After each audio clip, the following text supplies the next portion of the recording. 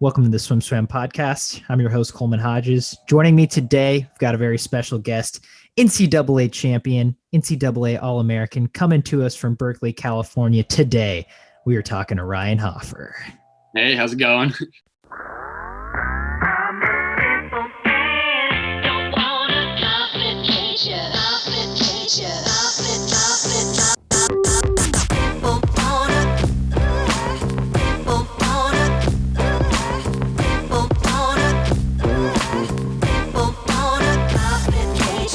Hey, good to speak with you. Good to have you on here.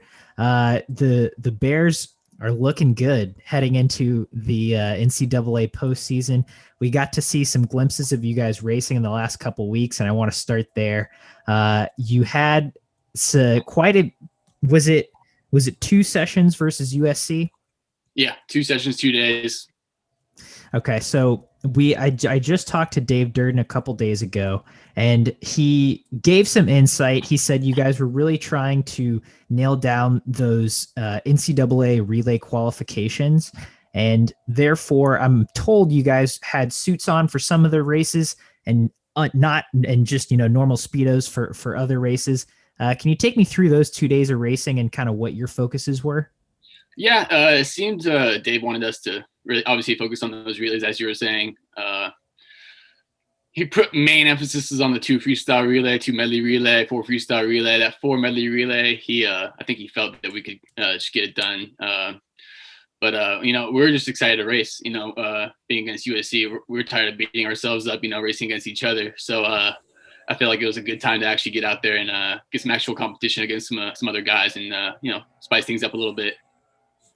Yeah, and just to give our audience some context, if you haven't been reading SwimSwam, Ryan Hoffer split 18.5 from a rolling start on the tuner free relay, 20.0 50 fly in the 2 medley relay. You were 46.3 in the 100 fly on the 4 medley relay. Were you wearing a Speedo or a racing suit for that one? Okay. I was wearing a Speedo for that 4 medley relay. I think we all were. So, yeah, I don't think we wanted to put too much pressure on that one.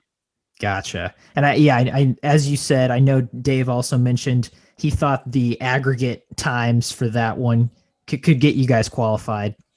Yeah, I leave the specifics to Dave. He usually has those times and those qualifications down to a T. So I left those to him, and he figured we could get it done. So can't argue with that. And then you let off the 400 free relay in 42.1. So just for those performances, how did you feel about them? You didn't swim any individuals, right? No, we're just mainly focusing on the relays. So I think Dave just wanted us to get those qualifications out of the way, and there's not much more thought going into that. I mean, we were coming out of a tough training cycle, and it felt like we were still going into another one. And I feel like we're all moving well, and going into those races, we were just racing to win. USC put up some good times. They had some good competition against us, and I felt like my performances, was reflected by the environment that we were in. It was despite being cold, having a difficult warm up situation, and all this, we actually had some good sunshine. We had some put suits on. We did what we could in the environment that they gave us. So I felt that given all those circumstances, we threw down some fast times. Yeah, that and it's nice to. I'm used to just looking at results and seeing the paper times, and it's nice to have a little context on that. Like you said, not ideal warm-ups. It's cold, but there's some sunshine. You guys had suits, and like you said, the paper speaks for itself. Yeah. And then going back to November, you guys were able to race Stanford, and kind of a similar situation. I think, the Cal guys mostly just swam one event and kind of focusing in on that one event. You swim the 50 free and you threw down an 1897. Was the emphasis there again, trying to hit those A standards or NCAA qualifications? Maybe for Dave, but for us, it was just to race. It was actually our first time getting up to race anybody, and we haven't really heard anything in terms of other competitions. And so we finally found out about Stanford, and we're we were getting excited again. We were getting stoked to get up and race. So I felt like that 1897 was just it was a tough circumstance because because of what we were trying to do because of COVID. I believe we had to warm up at different pools, and we walked up from Legends all the Bancroft to Speaker after our warm up, and then obviously we're doing our race and we're getting out of there. So the circumstantial is like far from normal, and it's just trying to navigate that kind of situation. It was interesting, but it was also really fun because a lot of us threw down some fast times despite all this. And I think I take some pride in our team for having this flexibility, and I think it's a strength of ours to be able to battle these conditions and be able to put down some fast times despite all this. I don't think we're ones to make excuses for having the kind of environments that we have. We make what we have, and we put down some good times because we can. Was there a palpable excitement in that day, even though, as you said, the circumstances were not ideal? Yeah, no, we're all just absolutely stoked to get up and race and finally, once again, not beat up on each other and finally get out of this the train cycle and get into some racing, some specifics. And it felt really good to get up on the blocks and had that kind of excitement, that kind of adrenaline pumping. Yeah, like you said, it was good to focus on the specifics. What is I don't know if a lot of other people have such a difference, but I feel like especially as you ascend in your swimming career, as you move through college and even on to maybe racing and competing after college, there becomes a really big difference between training and racing, maybe especially compared to maybe a more high school or club level. For you, when you're training, I'm sure there's racing in practices, but when you get to a meet environment, what's the difference there for you? Just mentally, what are you focusing on or thinking about that's different from practice? Well, practice, obviously. I mean, you're absolutely right for one thing. The difference between racing and actually training is way bigger. And especially for someone like me who values a longer rest before they actually pop off at a good race or a good meet, and to be able to train and swim and throw down fast times in season is something that took me a while to figure out. My freshman year, it was hard for me to get up and go mid season, but going into sophomore year, junior year, I feel like it's a learning process and trying to make sure I keep up with these guys, honestly keep up with my teammates in terms of throwing down fast times mid-season. It felt like I was watching these guys go crazy, and I was like, okay, I just got to wait for my taper and then I'll be good. But I kind of switched mentalities, and it's like, okay, I can figure out how to go faster now, and in the middle of the season, which is a really big development for me. So going into that race mentality versus a training mentality, it's a little higher intensity, and it definitely gets our blood boiling a little bit, but how things go. It's just another race. It's just another practice, and it's just another way to test our strength in the water. Yeah. How were you able to, like you said, it was a learning process for you. How were you able to make that adjustment? Did you have things that were helpful in that process of, okay, I'm going to go fast aside from just my big taper meet? Yeah, a lot of things go into the little things like that.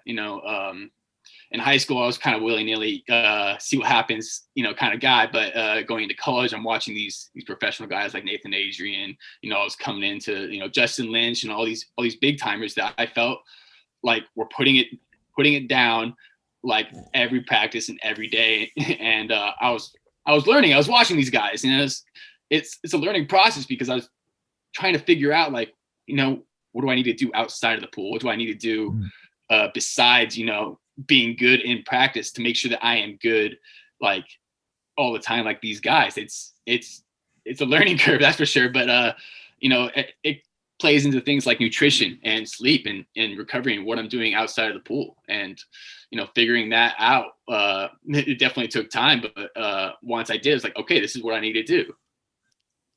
Yeah, and I mean, you hear a lot of those big swimmers talk about the differences that can be made outside of the pool that can affect those performances inside the pool, and it seems like you've mastered that at this point. I hope so. I mean, we're going into Pac-12s, we're going into these big meets, and obviously that's a heavy focus of ours. You know, championship season is upon us, so we're dialing down and we're narrowing down those specifics. You know, how much water you're drinking, how much how much you're eating, how much sleep you're getting, what you're doing, how much you're stretching before and after practice. What you're doing in weights. It all plays into how you feel throughout the week, and I keep little trends of when I feel good during the week, how I feel by the end of the week, and and play it by ear. I've learned from freshman year that generally beginning of the week I feel pretty rusty because I haven't been swimming over the weekend. I feel pretty good by the end of the week, and on Saturday I'm tired. It took a lot to figure this out. And it's like I'm trying to figure out how to stay consistent in my effort, in my approach to how I do these things. I mean, again, I feel like these are these are those micro details that might slip through the cracks of just your normal athlete, and probably what sets a group like Cal apart from other teams. And so it's really interesting to hear about. Is as you head into a taper, or a resting phase or whatever, championship season. How do you dial those things back, such as hydration, nutrition? Well, it's just conscientious from the very beginning. I mean, as a senior now, I try to lead by example, but I feel like our class has done a good job of showing that it's like every day in practice it reflects what you're doing outside of the water. I mean, if you're not feeling good in practice, it's mostly because of you're doing not keeping up with your hydration, not keeping up with your sleep. It shows. And now a lot of people realize that we can tell how someone's feeling just based off of what they did yesterday. So it's become a lot of, figuring out what works for you and, how much nutrition you need, what you obviously feel good off of. And, those little things you get to play around with. We encourage our underclassmen and our freshmen, we encourage them to be conscientious of this. And the cycle continues. So as you mentioned, championship season is upon us. Conference meets are coming up like next week, I think, which is insane. But you guys have Pac-12s in Houston now, which is a big change of scenery, obviously for the Pac-12. When you heard about that news, did that strike you in any way at all, or did you have a reaction to that? I was just excited that we're, finally getting some specifics on having a meet, because everything's kind of hearsay. We don't really know for sure if these things are still going to happen, and we're just going to pretend like it's going to happen until it's not. So I think that going into this meet, if we're just having the mentality that we have the opportunity to be able to, perform, to show off our stuff. I mean, we put in a lot of hard work lately, so why not show the world what we're made of?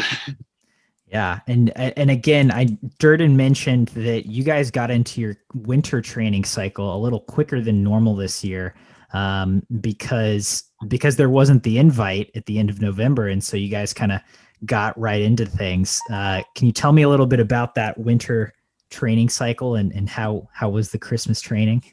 Oh, it was rough. It was cold. It was definitely a difference from previous years, because normally we're going to Olympic Training Center to do a 14-day trip up there, come back, do another week, and then we have a meet usually right after. But considering that we didn't have that invitational that you said before, it felt like we were going into it a lot earlier, and it felt like we we're keeping at that high level of intensity for longer. And so and that was a pretty tough time for a lot of us, and trying to obviously stay consistent throughout that. But once again, I gotta give credit to the Bears, because they're being consistent in an environment that's not normal, and that's way out of this normal procedure that we run through. So we kind of played it by ear. We wanted to understand, what our schedule is going to be looking at, but obviously it's still hard to tell with the COVID situation going on in our county. So I guess that's all I can really say about that. It's really hard to speak on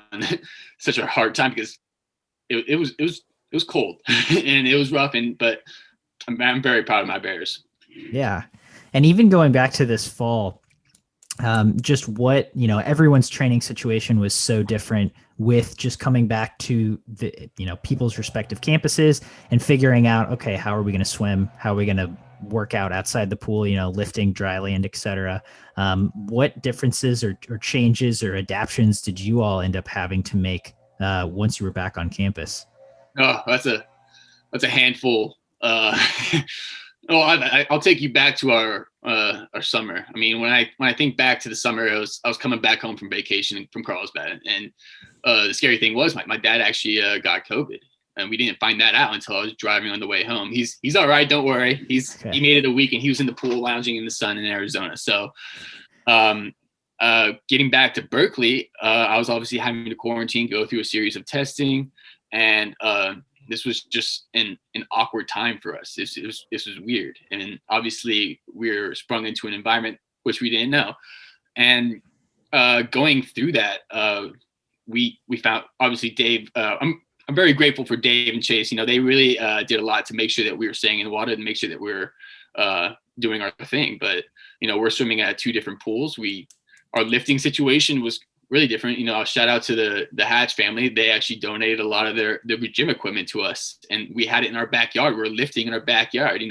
We had a barbell, we had a set of dumbbells, we had a bench, and I hung out some rings in the tree to do pull-ups. So, and that was our makeshift situation. We were making the best of what we could, and that's the only way we could have approached it. And I think that the mentality going into this is that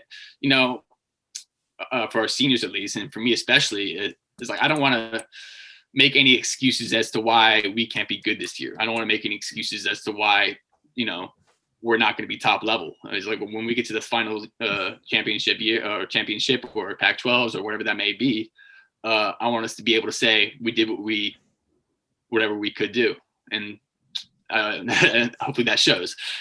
But then going into the season, once school started, we saw that, obviously we were able to get into our pools, speaker and legends, and our lifting schedule started changing a little bit more, and we started actually being able to use some facilities here. And obviously there's a long process on how to get in, testing required. We're getting our temperature checked every single day, wearing wristbands, make sure to show that we could go into these facilities. Okay. And, it's just, it was a tiresome process, but it's what we needed to do. And we all understood that, in order to go through this process, in order to go have this championship mentality throughout the year, this is what it's going to be looking like. And, for a lot of us, that was very different. And, I think the one thing that we can look back on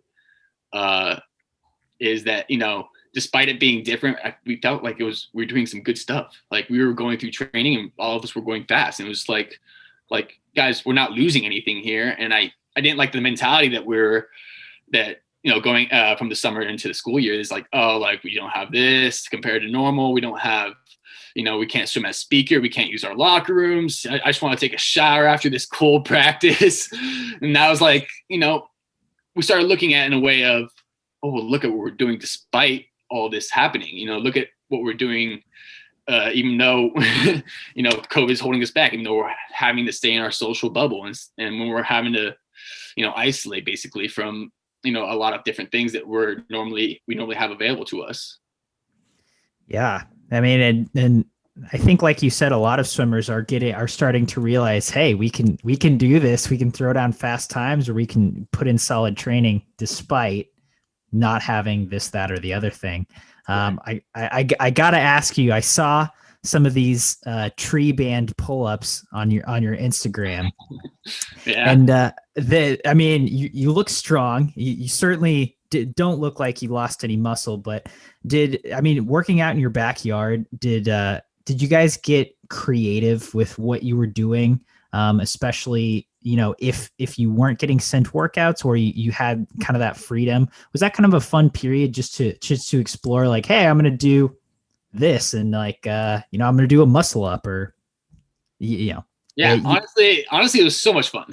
Summer was a great time because, we actually had a little bit of freedom to decide what we wanted to work on. And it's like we couldn't get into the pool. We had minimal pool time, and obviously we didn't have a weight room. So and we were only doing singles every single day. So it was just we had all this time to actually think about what we want to gain and what we want to get better at. And so it was like, oh well, let's do a little more bench press than normal. Let's do a little bit more, sit-ups. I was doing a lot of jump rope. We're getting creative and we're having fun. And I love that environment. And, I think that's what kept us going into the school year because, obviously we still had this lingering threat of, not having a season. That makes sense. And did that add an element of maybe not urgency, but excitement and gratitude every time you guys did get to race? Because like you said, well, this season could be over tomorrow. Yeah, it totally did. And we totally appreciate any opportunity we can. That's why we're obviously very happy about Pac-12 being more solidified. So, just hearing about these races, hearing about these opportunities come up, we're not going to waste it. And like I said, we have no excuses. Yeah. And just speaking on the culture of specifically this Cal men's team, this is your senior class's senior year. Sorry, your class's senior year. Obviously, like you said, it's a very different set of circumstances. What is it like building that team, especially incorporating the freshmen under these set of circumstances this year? Yeah, well, like I said, it's not what we're used to. It's like I'm trying to lead through experience, and this is not an experience I've ever had. And I think that we're all taking this day by day, and it's just the mentality going into it is like we're here to get better, and having that growth mentality is important. It's finding ways to get gains in any way we can.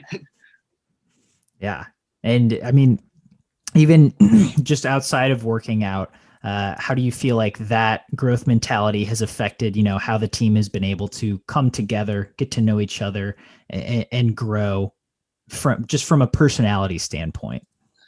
Our teammate has grown a lot closer over the course of the pandemic, because obviously we've been just in general a lot closer and a lot within our social bubbles. So, just that aspect alone has brought us together. With my house, I'm in a house of 9 guys.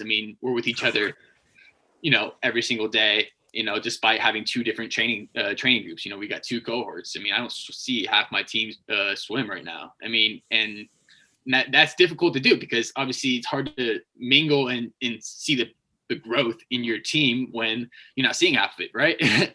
So I think communication has been an important part of this process because in understanding what they're going through and how they're training and what's on the other side. I'm with the sprinters and some mid distance guys, and then the mid D and the IMers and distance guys are in another cohort. So it's just trying to understand these different point of views and how much we're working. It's been trouble, but it's been a lot of fun too, just seeing how we're moving through this process.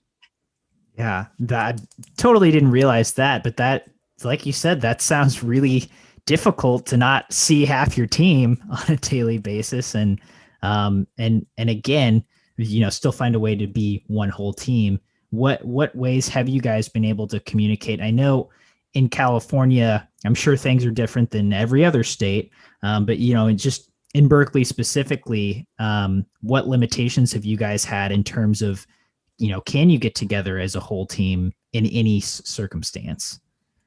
Oh, that's been difficult. I'm not gonna lie, it's been hard to come together, all like 30 of us. You can't just have all 30 of us at one house and see what's going on. But it's we found ways, and we find ways to communicate with our freshmen. I feel like that's the one thing that I could have done better, honestly, is see what the other side and what the other freshmen are doing. And I have minimal freshmen in my group. So I'm trying to figure out, we're still trying to figure out on a day-to-day basis, like how can we improve this camaraderie? How can we move forward together better? And honestly, just trying to figure that out and trying to learn and trying to be the best as we can be for each other is one of the ways that I think is going to be way beneficial for our team. Yeah. I got to ask, speaking of freshmen, Bjorn Seliger, did I say his name right? think it's Seeliger. Seeliger. So no, I didn't. Bjorn Seeliger. I'm assuming he trains with you. He threw down some monster splits on these relays, and it's been a weird year for me as a fan, because usually you get a bigger sample size of a lot of these college freshmen from every school of like, okay, how are they racing? How are they progressing? But this year it's like you get to see them race twice, and then it's championship season. Bjorn has thrown down some pretty massive times, both individually and on relays. What is he brought to this Cal Sprint group? Oh, he's brought in a lot of intensity. He pushes me every day. The guy gives me a run for my money, that's for sure. And I'm still looking forward to racing him come Pac-12s. I think it's going to be a lot of fun. But he's definitely done a good job at replacing some of the guys that he left last year, like Pavel Sendik and Michael Jensen, and some of those spots need to be filled. And he definitely stepped up to the plate, and, a lot of respect there for him. And, I really appreciate his seriousness and intensity on taking a major role in this team. And I mean, again, him as a freshman and the other freshmen, maybe you've interacted with more on the sprint side. How have they, what kind of energy have they brought to the team? Again, in this different set of circumstances, do you feel like they've, been able to adapt pretty successfully? Well, like I said, this is a tough year to adapt to, but I feel like our freshmen, we put a lot on our freshmen shoulders, in terms of this being such a weird year and them not knowing what we do normally, in the previous years. And so like trying to encourage these freshmen into, they actually encourage us. They're bringing a new energy and new light, and they're firing us up. I mean, they're just excited to be part of this process, I think. So, I'm actually very, very proud to be their seniors. That's awesome to hear. And so for you personally, I mean, I know for me, it's been an up and down year, right? It's been quite a roller coaster and kind of a lot of highs and lows.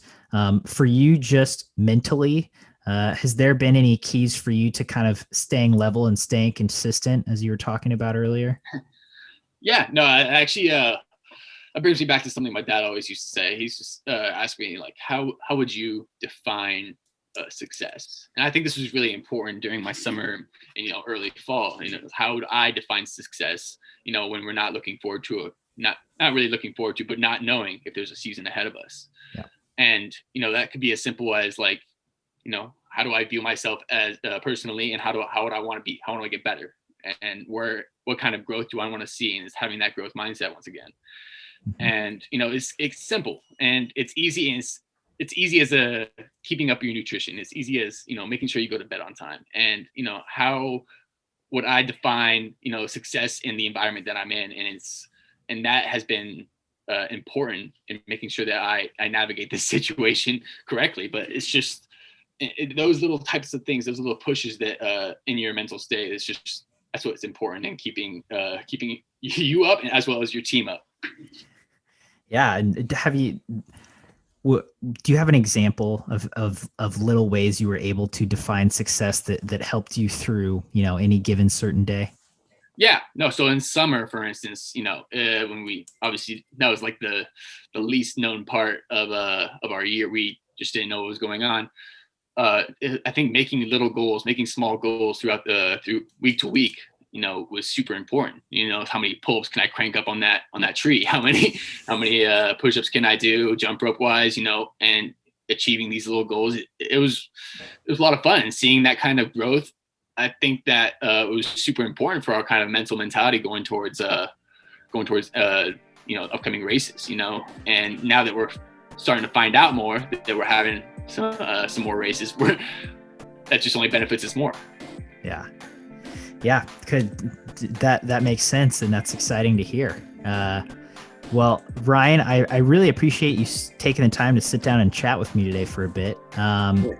Before we sign off, any parting thoughts? Other than go Bears.